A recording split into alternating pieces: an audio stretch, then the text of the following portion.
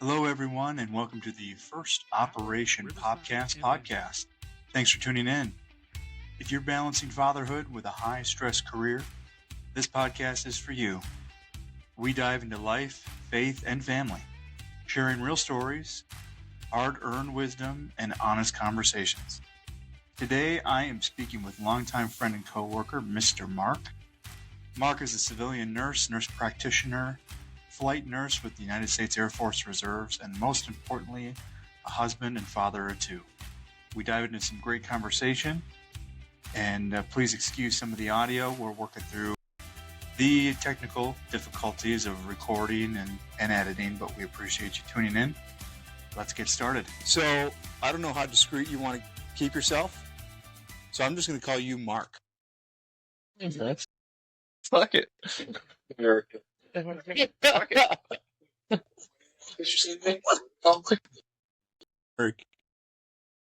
Yeah. So Mark and I have been, how many years? I think 10 years? plus. Okay. Probably, 10 years. 10 years working for the Air Force Reserves. And you're a nurse. I don't know if I ever asked you. Coming out of high school, I was like every college kid. I didn't know kind of what to do. Actually wanted to join the military. But my dad, he was in the Navy. He was enlisted for 20 years, and he always told me if I was going to join, be an officer. Don't be the Navy. Be in the fucking Navy. Excuse me, but don't be in the Navy, commission, those kind of things. So I was just like, all right, well, I don't know what to do. I'm straight out of high school. I tried to apply for just even a regular job to pay for college. I would go to like Target and Walmart. I wouldn't get any job until I got a job in the hospital as a radiology assistant. And that was your first hospital job? Hospital. And then my mom got me that job. She's a nurse, an OR nurse. And then I got a scholarship to go to some out-of-state college in Wisconsin, University of Wisconsin, Parkside. It's in Kenosha. Okay. Part of the UW system. And then I was like, okay, I'll rather just do that than our community college that's near our house. And I could get a bachelor's in whatever I was going to do, right? Instead of associates if I went to community college. So I came in, I was like, all right, I think maybe I want to do business. I'll do like marketing, sales. We're sharing drinks too. Yeah. What are you sipping on over there? We'll come back to that too. And we should rewind too. We love the Navy. We're not ragging on it. All branches are rag on each other, but Fort Sam, Anderson Hall. I thought I read that the Navy corpsmen are the highest Medal of Honor recipients in any career field in any branch. Yes. So that's pretty wild. I have a lot of Navy friends that would say, wherever you go, always respect the Navy, their corpsmen. Yeah. They see some stuff that you can only imagine. I let them be, I leave them alone. And, they do some cool stuff. And my dad would tell me some cool stories. So I always wanted to do something in the military, especially I didn't know what to do in college. So that was my thing. And then I went in college and I was like, hey, I want to be marketing sales for like a pharmaceutical company like Viagra or something like that, Pretty specific niche. Yeah, just making things grow, not to be punny, but yeah. But grow in that aspect, and I went through all the courses. I got like second year business marketing sales degree, and I'm sitting like in macroeconomics, and I'm like, I don't know if I want to do this the rest of my life. Wait, so how many years of college are you in at this point? This is year 2. So I got most of my prereq. So technically, you still got to do, all your physics and chemistry, those kind of things. So I'm just like, I don't know if I want to do this. I don't know what I do. And I was telling these guys here that, I should have, I don't know why, I should have just been a pilot. I had, dreams of being a pilot. But then my parents just never pushed me there. I don't know. Maybe I've been a B average student my whole entire life. Maybe they didn't think I was just going to make it kind of thing. Who knows? I was not your typical Asian guy. I'm Asian, by the way. So I was definitely, for sure, like a B, C average. I was like, I hated school. I'll be honest with you. I couldn't pay attention. I had some type of form of ADD, and I was just like, this is stupid. It's boring. Yeah. And then my mom just convinced me, you know, very Filipino typical mom. Hey, you need a good job. Nursing's always a good job. You always can pay the bills. There's always a need. People get sick. What kind of nurse was She she? was a OR nurse for the longest. No way. Yeah. So I'm first generation immigrant. So they went to college, but they did that all in the Philippines. I mean, granted, down the road they did. My dad went to Southern Illinois University, got his bachelor's. My mom got her master's. She got her master's while she was in the Philippines? Here. She got all of it at Nazarene University down South Illinois. She later became a director of nursing. She would just work her way. So she kind of just like, hey, you know, I know you're lost. Just try nursing. I hated nursing because I didn't want to do science classes. I hated A&P, those kind of things. I was like, all right, what's the worst that can happen? I'm in a class with a bunch of girls, you know, I'm like, sure.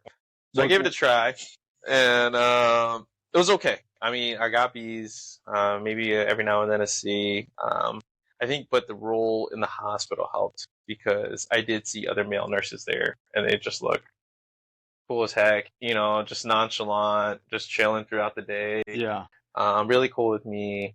And then it kind of just inspired me to just do more and get to that position, I guess. So that's kind of how I worked my way up. And then in the hospital, they got rid of my position as radiology assistant. So I became a patient transporter. And I was like 18, so I was a patient transporter for the longest time. What you were there for? Yeah. I'm still in the same hospital, mind you. Really? This was back in 2007. That's how long. Okay. Yeah. So I've been there for a while, and I'll show you like my progression all the way up. So I've seen like the darkest place. I was making $10 an hour to where I'm at now. Yeah. Wow. So we'll talk about that. So it's crazy to see, and I tell people it's just like it's crazy to see the progression. And there's people who knew me that still work there from when I was 17-year-old kid. It's really weird. They're like, I can't believe you're at where you're at now. Yeah. I'm sure if there's nurses listening to this, they're locked in. Yeah. On your trajectory here. It's if you actually look at like a macro view, you could definitely see like the come up it's real, you know, and it takes me a little bit just to stand back and see like, dang, like no matter how corny that sounds, like if you really put your mind to something, you could really get to where you really want. Yeah. And crazy thing is that's not the end. This is not the end. I think learning and education and pushing yourself is just the beginning, and it's wild. So now, you started patient transfers, moving patients around, and you're a nurse practitioner now. And when did you graduate from that again? So recently, right? Yeah. So after that, I graduated from nursing school. So UW Parkside. Oh. Had a waiting list because their nursing program was in UW Milwaukee. So I was just like, F it, I'm not gonna wait that long. So I went to Chamberlain, graduated Chamberlain. But during that time, I was like, all right, I'm done being patient transport. I was going to be an ER tech. So that's where I learned a lot of my skills as being like, I worked with a lot of paramedics. They taught me a lot of IV sticks, blood sticks, putting Foley catheters. I did all that as a patient care tech in the ER. Oh. So I did that for like about 5 years. And then once I finished nursing school in Chamberlain, I became an ER nurse. And I was an ER nurse for about 10 years. So that's where I learned all the trauma. Do you see the hair in my lip? I was going to say, yeah, I mean, there's we're on audio right now. There's no cameras in the room. Maybe there will be as this podcast moves on, but you are bald. Dude, you have, I don't know if I've told you this, you have the whitest teeth. Someone strapped you to like a rotating lighthouse and you just smiled and held that smile. You bring them on. I think I have veneers. I'm like, I don't have veneers. Like, you take my mom for braces. Dude, what was I going to tell you? 10 years in the ER. Yeah. I wanted to become a flight nurse, actually. Like, for the helo civilian side. Oh, okay. And that's, like, during that whole time, I got married. I met my wife at the hospital, actually. When I was a transporter, she was a patient care technician, PCT, CNA. Okay. We just started flirting, and we fell in love at that hospital has a lot of meaning to it, so it's weird. We met there, started dating, and then eventually we got engaged, and got married while I was a nurse in the ER, and I was like, hey, I'm looking into becoming, critical care transport on these helos. And she's like, no, I don't want you to do that. You're going to run into power lines, whatever. So it's like, okay, then I'm looking into the Air Force and flight nurse. Yet she didn't know these planes that we fly on, 1950s, 60s, even worse, like a tin can. Probably risking my life even more than just the civilian side. Man, they're cool. Yeah, they're really cool. So she's like, okay, do the Air Force, right? And I was still a baby nurse when that kind of all happened. Okay. In the ER. So at that time, I was starting to become an ER nurse, and then flight nurse in the Air Force Reserves, which was one of the cool jobs in the Air Force for sure. It is. Yeah. As you know. I wish I could go back. Well, not even go back, but whenever I find opportunities, like there was a guy who was helping me load some stuff in my truck at Home Depot last week. Somehow just started talking about the military, and I told him about this job, and I was like, dude, if you're young and you're single and you want to travel, this is it. Oh, and you're taking care of wounded warriors, like there's nothing better than that. It's the epitome of what we do. Granted, I'm happy that we don't do it often. That means not many people are getting hurt. Yeah. But when we have to get called to duty, it is probably one of the most rewarding jobs. Because we haven't seen when things really hit the fan, but I'm pretty sure if we do... Yeah, our generation has not. Yeah, we do. I'm pretty sure this job at its top would be one of the coolest jobs to do, to bring back home as many people as we can. Yeah. I mean, every job's got its bureaucratic red tape. Oh, yeah. This job's in no short supply of that, but when you're at altitude and you're flying those patients back to Germany, back to stateside, that's really special. Oh, definitely. Yeah. That's really cool. So yeah, career-wise, you kind of went through the whole thing there. Yeah. So I kind of went through that progression, kind of just inching my way slowly throughout the hospital, basically. Yeah. Kept going to school. I kept working my way up. No matter what it was, I was like, once I hit that milestone, I'm like, all right, what's the next move? What's the next move? Right. And then I don't know how fast forward you want me to go, but... Well, you became a dad along the way, right? Yes. So along the way, while I was in the ER, I was still as an ER nurse. I had my first child. I was telling one of my friends, Roculus, that, if anyone asks me, hey, how old are your kids? I'm always like, dude, I don't even remember them. Like, I was just going to pick up some antibiotics for my daughter one time. They're like, oh, what's your daughter's date of birth? I'm like, you know what I had to do? That happened to me the other day. I pull up Instagram. I'm going to get my wife's post to see. She posted when my daughter was born. I was like, oh. I'm looking for yeah, I'm sweating. I filled with 15 2021. I was like, oh, thank God. I was like, thank God I knew that. Yeah, dude, I'm that guy. I'm that parent. I don't know my kid's date of birth. I always got mad at my own parents. They're like, oh, you don't know my dad. You don't know my dad. Yeah, you don't know my birthday. Paying for that now. Yeah. That just recently happened too. Side note, I went to it was like a father and son event. And they're like, oh, what's your son's homeroom teacher? And I'm like, sure. Mrs. Maybe it's a trick question. Maybe no one knows. Dude, I don't even know, dude. She's just looking at me, waiting for me to answer. I'm just at beads of sweat. I don't even know. My wife keeps telling me this, and I don't know where I am. I don't know who I am. I was like, that's my kid. I don't know. Whoever that teacher is, that kid, that's mine. All right. I was just like, dude, it's bad. It's so bad. But yeah, I had my first kid during when I was in the ER as a nurse, but that was kind of the hardest part because I had to leave for my first appointment like shortly thereafter. I think she was. Oh wow. Okay, so So your daughter's born, and you're 3 months in, and you got to deploy. Yeah. So I think that was the hardest part not more on me. If anything, it was my wife because she was doing all that herself. And I mean, granted, we do have a quote unquote village to help, raise up my daughter. She has my mom, my stepmom and all my other siblings there that could help, to miss all those events and just not be around. And, there's days where, it was just tough. And postpartum depression is just pretty real. Yeah.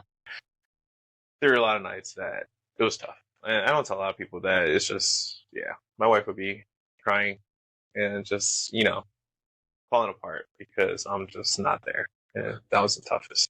And it gets even worse. So that's just the tip of that story. But yeah, well, maybe, I had to think that all of us husbands and fathers have seen elements of that in our wives. And it's tough because it's hard to empathize with it, and you want to so bad. But it seems like we're maybe in a culture now that spotlights that pretty well. It brings a lot of attention to it. So yeah. If you're listening to this thing and you've got, maybe you got a kid on the way, or maybe you got your 6th or 7th kid on the way, it seems like that's a real reality that, as a family, you got to prepare for, work together through. So, well, yeah. Yeah. I think, honestly, I don't think there's anything that you can do to prepare for that. Because you just don't really know how bad it'll get. Yeah. And it gets bad, dude. Not to talk down on my wife, but she holds a grudge on it. She'll bring it up between arguments. It's probably hard not to. I mean, how many people have that same story? Yeah. You blame her? I don't. I mean, I did leave her back then, I think the deployments were only like 4 or 5 months at most, I think. Okay, yeah, so that was later. Yeah. I think it was before things changed. Yeah, 4 months and some change, but even then, I mean, it's tough, and I mean, if she's ever listening to this, I mean, I hope she knows that, I don't know what it's like to walk in her shoes, for a mile or two. It probably could be the hardest thing in the world, because like she leaves me with the kids for one day, I'm already freaking out inside, even though I'm coming like this. I was just like, man, I don't know what I'm doing. I mean, do they want a cracker? I don't even know. Yeah. And to do that for how many days straight, sometimes by yourself, I can only imagine, So yeah, that was a tough first transition. Yeah, I hope that culture changes a little bit, and I think it's on its way. Of you have the spouse that's away, serving their country, serving their community. Hey, that's great. The spotlight's on them, but if you forget about the other side of that equation, it's so much harder on that side. So I hope there's continues to be more awareness for that side of the equation. Yeah, no, I totally agree. Okay, but you've got 2 kids. Yeah. So now, if that wasn't hard enough, it gets even harder. COVID happened. That means, we stayed in the house more. Lovemaking happened a lot. And then the second one came, right? And at that time, right when we found out she was... right? Yeah. We went out together. You were in Bagram. I was in... Yeah. The deed, yeah. And then that was hard. So I had to break that down to her. So that was tough for her to come into reality of that. But in between all that chaos, I decided to go to NP school. And to make it matters worse, she decided to go to NP school. This transition in my life was probably one of the... So if you were doing a buzz cut before, now it's fully blown. I'm fully freaking cul-de-sac and bald and everything. This was like really tough. I think this was the toughest part of my life. Oh my gosh! Because from what I hear, NP school is no joke. It's hard to do it time management wise, because a lot of people in NP school that were single and didn't have family or kids could drop down part-time, right? Okay. Because so they could do clinicals and they could go to school. For me, I don't have that luxury. I have a daughter, I have my kids, I have a house, I have a mortgage, I have bills. So I still had to work full time. Yeah. Right? And I worked night shift. So every night shift, I would get off at 7 a.m. I'll go to my clinical site at 8 a.m. I would sleep in the parking lot for 30 minutes from 9 a.m. to 5 p.m. I'll do clinicals, go to the Condell parking lot, my hospital, sleep for 2 hours, and go back to work at 7 p.m. to 7 a.m. and do one more clinical to do that again. So I did that for about 9 months. That is, what is that, like a 22-hour day? Yeah. So that was like 3 days of the week. I had to do that. Oh my God. But I mean, the thing that kept me going is that I'm very old school in the way that you're thinking of, all right, you're the husband, you have to be the protector, you have to be the provider, right? Mm-hmm. That's my duty at the end of the day. So if that means, hey, I'm going to lose lack of sleep, so be it. Yep. You know, they come first, take care of the school, take care of business, don't complain. I think that's where a lot of people run into burnout and other issues, I guess. Mm-hmm. But yeah, that's the thing I kept doing and doing and doing. And on top of that, in the hindsight, you got the Afghanistan appointment too, right? Mind you, while this is all going on, and then my wife was going through the same thing. She was had the luxury to drop down part-time. Because I get it, you're pregnant, it's tough. You're going to school. There's many nights that she would come to me crying that I can't finish school anymore. I'm tired. I don't want to go finish NP school anymore. Mm-hmm. She literally cries to me like every other night saying, I can't do this. I can't do this. It's too tough. I was mad at her. I was like, it's tough on you because like I'm already sleep deprived, tired. I was like, we're going to do this together. It's going to be tough. We're going to do this together. We're almost there. So those like 2 years of like 2020, 2020, up to 2022 was like toughest, I think. Mind you, and my daughter did not sleep well at night. Oh man. Did not sleep train well. I'm getting like barely any sleep. So yeah, those 2 years were tough. Long story short, we made it. I finished NP school. You both did. She was still going when I went to Afghanistan. So I finished right before I went to Afghanistan. Okay. I was able to get a job lined up. Well, you had it locked in before you left. Yeah, so I did an interview right before I left. Mm-hmm. And they said, we'll hire you and you'll start working right after once you come back from Afghanistan. And you were kind of over there in Bagram at a unique time. Very unique time, dude. That was like a weird time. Yeah, because things are shutting down. Yeah. It was a weird time because a lot of things that we were doing was not even for American or UN stuff. It was more, let's see, how many Afghanis can we save and help that were trying to fight the good fight? Not to break any like confidential things, but it was just a lot of them got hurt trying to fight against, bad guys. Granted, we gave them the luxuries that we would help them as much as we can. So we evacuated a lot of Afghanis in tough positions. And I don't think there'll ever be a deployment close to that. Hopefully not, God forbid. But those are crazy trauma patients to see in that position. And to do practical things in that aspect was wild. I don't talk about it a lot. It just seems all like a blur. And it's all hard to take in sometimes, the stuff that we saw. But I'm glad I experienced it. I'm glad we did that job. I'm glad we were able to help the good fight that they were trying to fight. But yeah, it was tough, but it was rewarding. Were these patients? Is this worse than things you saw in your ER days? Same. I'll be honest with you. The hospital that we work at is pretty wild. I mean, you'll see some crazy stuff. Yeah. To see it in that aspect, it's kind of weird, crazy to me. Right. I mean, one world you're in a controlled environment. Yes. The other one you're 30,000 feet. Not even that. Like, you have experienced paramedic people bringing these patients to you, right? We're already providing care. Yeah. I got some farmer on a cattle with... You're the first clinician. Yes. With maybe some gauze on them. God forbid. Yeah. I think that's the biggest difference. It's just like, yeah, the way that they're prepped and prepared to you could be great or not.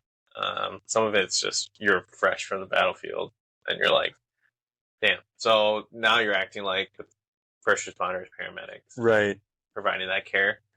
That was just kind of wild to see. And then doing that during night ops was even crazier.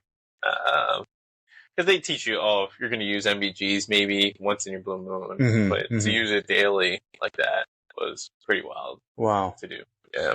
So just kind of the triage of care in that world.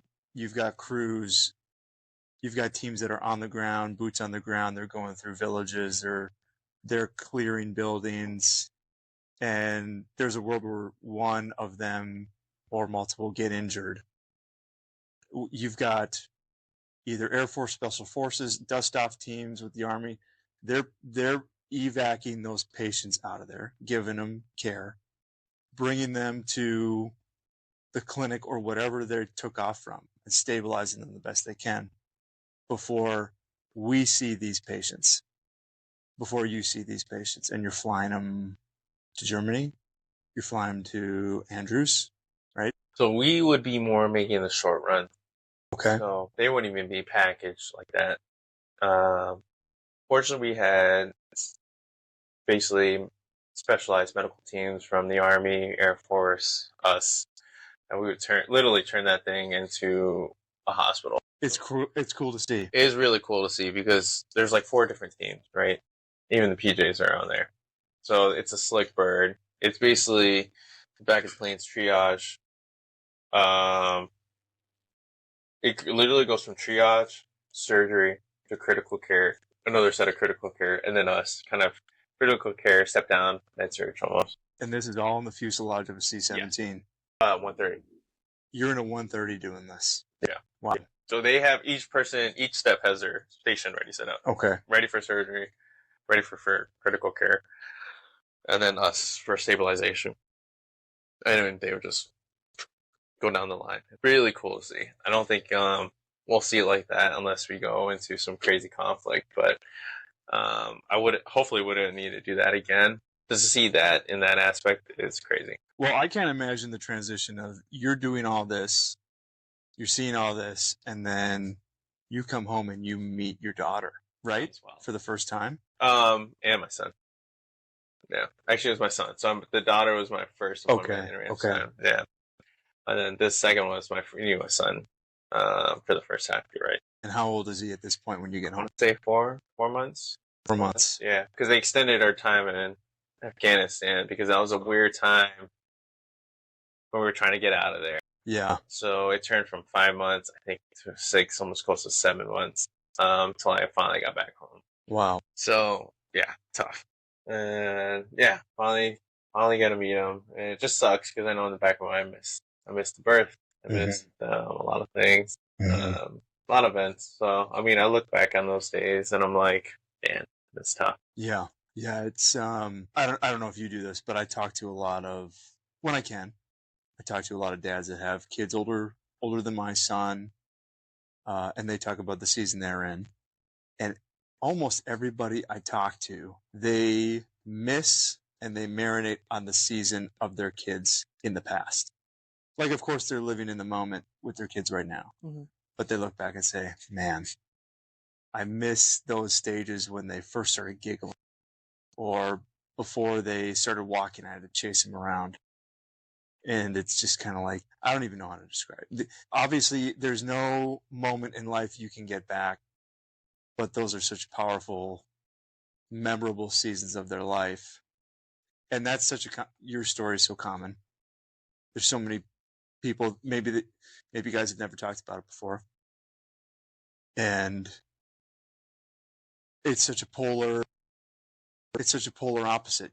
You're doing all this stuff. You're taking care of all these critically injured patients. And the next moment you're home with an infant that you met for the first time, 3 months into their life. That's a big change. And as we keep talking, as conversations in the future go on, I hope that there's a way to unpack that space, because there could be a lot of mental hoops there, a lot of emotional challenges. And I think the goal is to bring awareness to that space, because that's a real thing. And I think, the ER specifically and that career goal it's tough because you're taught to especially as an ER nurse, you're taught to suppress a lot of those feelings. Like I remember back in the day, the epitome of things I would do, like compressions in one room, 30 minutes, pass away, right? I know in my next room, I have a 2-year-old with a fever. You get out of the room, change face, change mood, get back in there, and try to put a smile in for the kid. Give him some Tylenol, give him a popsicle, put in that friendly pediatric face. Mm-hmm. And then the next room, we have a freaking hospice patient, dying, families crying. It's just like in those 3 rooms in the past like 3 hours, you're just going through different phases. And then after that, you go home, and it's just like you're supposed to put another face on. Yeah. It's just you always try to suppress, unfortunately, all your emotions, and it's tough. And I think that's just in a weird way. I think that's just the normalcy of being a dad.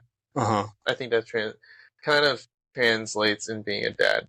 I think we kind of talked about it before this conversation, was that, as a father figure, you had that stigmatism of, all right, you gotta be strong, you gotta be a provider. I think that's changed a little bit, because I don't know about your dad. My dad, he was always strict. You never saw him crying, never show him emotion. He never told me I love you kind of thing. But I knew when you looked at him, he was a provider. He was a rock. He was he was a protector in that family. Yeah. Right. I think guys these days, that is transitioning. I think we show emotion a little bit more to our kids. I think we're trying to be a little bit different, but better, I guess, from what our fathers used to do. I mean, we want to be that, but we want to say "I love you" to our kids. We want to show that emotion. But yet again, we want to show that, hey, we are your rock, we are your protector, you are a provider. But yeah, back to what I was saying, it's just like we go through those emotions, and unfortunately, as dads and husbands, we suppress that, unfortunately. And I don't mean to be, isolate someone or be sexist, but I feel like there's a lot of men out there that we fight a lot of demons every day. We fight our own demons, and we suppress a lot of emotions. Yeah, we kind of like the thrill of that fight, going toe to toe with those demons, and maybe we'll get little victories here and there, but it's tough. There's a war in place, and that's a tough war to fight on your own. Yeah, it is. Yeah. No, I don't think that's misogynistic at all, or there's any undertones of sexism in that at all. I mean, everybody's got their own demons, men and women. Yeah. But this space, we're hopefully unpacking the demons, whether they're common or not. And there's a world where you've developed some coping mechanisms over time. What have you done? You're coming home from a shift, or you're coming home from a deployment or a crazy flight. Was that decompression like? To be honest with you, it hasn't. That's the crazy part, and that's the scary part. I haven't. I feel like I haven't slowed down. Even with this past appointment, I go straight back into it. That moment of peace, I guess you could say, is that few minutes and moments I have with my kids, wanting to play tag, want to play hide and seek. I take a few minutes to breathe and just enjoy that moment in time. Hopefully I can just freeze frame it in a weird way. But I don't think I've really coped. Yeah. I learned to live with it, if that's even a thing. I learned to live with that kind of noise, quote unquote. I haven't really coped with it. It's just been nonstop. Because even today, sure, I'm an NP, but I still work 3 jobs, right? Because I still have to provide, right? My day starts at 4 a.m. So I'm trying to do something for myself and get my life back together and do something for myself, so I work out. So wake up at 4, try to work out at 5, go home by 6, get the kids ready, go to work by 7, right? Sometimes that shift ends like 7 to 4, maybe 5 sometimes, and then I go on my second job. So I'll go on my second job from like 5, maybe 2.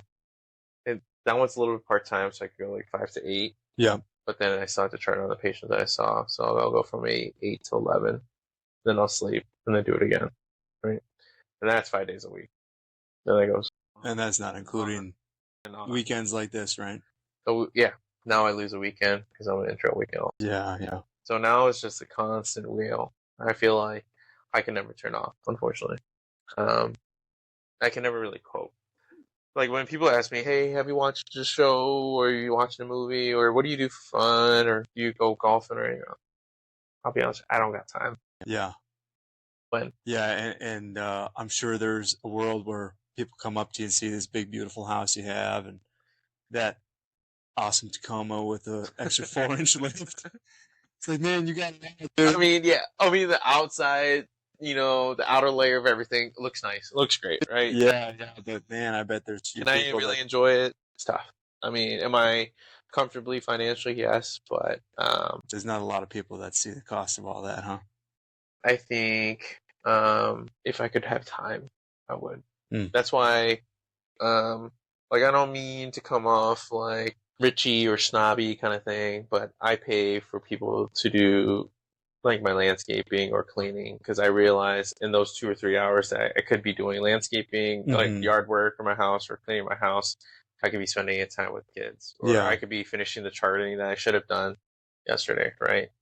So I'm trying to manage my time to I'm basically buying my time, right? At this point.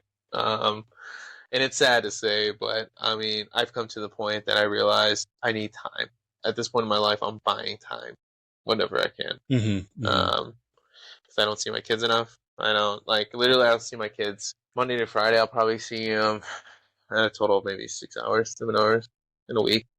6 hours in a week, you'll be with your kids. Yeah. I mean, on the weekend, granted, that's fine, but I'm taking to birthday kid parties. You know? Sure. I mean, or I'm taking them out to the park, and those are great. I don't get me wrong. I don't take those for granted, but at this point in my life, yeah, it's just when you ask me what am I doing to cope, I mean, I don't even have time to cope. Sure. I wish I had time to watch Netflix or a movie, or this is the most time I kind of actually have time in a weird way for myself. Well, I mean, this is a space where we're connecting with each other. Yeah. I mean, what time is it right now? It's 9:15 p.m. on a Friday night. We're the only ones in the building, and that's routine. Like this is your time. This is our space. It's a weird way to disconnect in a weird way. Yeah. The one thing I like about drill weekends, and if my wife is listening, you're probably going to get a little envious of this, but I know I'm about 98% sure I'm going to have uninterrupted sleep tonight. Dude, it's crazy. There's going to be no screaming kid in the next room. Yeah. And there's going to be nobody's calling 911 for me tonight. Yeah. I know that for a fact. It's really wild, dude. It's wild. I never knew there was a level beyond tired until I had my second kid. And now my second kid looks at me at 5 a.m, and I wake up my eyes. He's just at the edge of my bed, like, so crazy. I can't see.